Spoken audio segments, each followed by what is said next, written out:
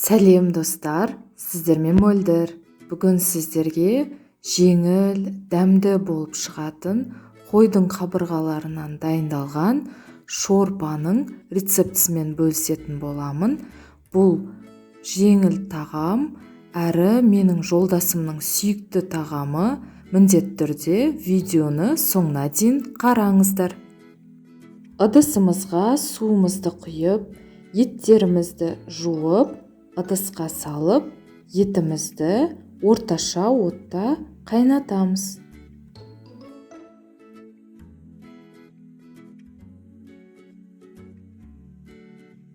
Қайнаған соң бетіндегі көбігін алып,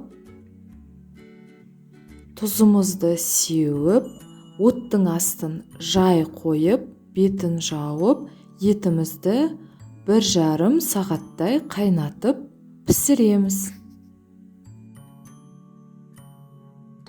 Етіміз 1,5 сағаттай қайнады. Енді ірілеп туралған көкөністерді саламыз. Сәбізді піскенше 10 минуттай тағы қайнатамыз.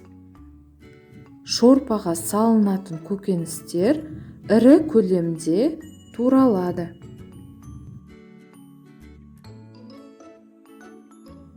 Жарты дөңгелектеп туралған пиязымызды салып, 5 минуттай оны да қайнатамыз.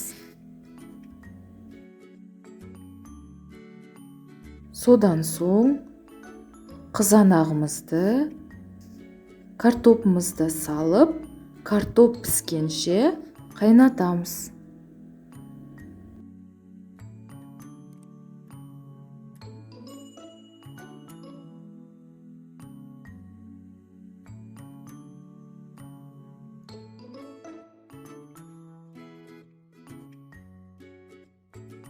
Біздің шорпамыз дайын болды.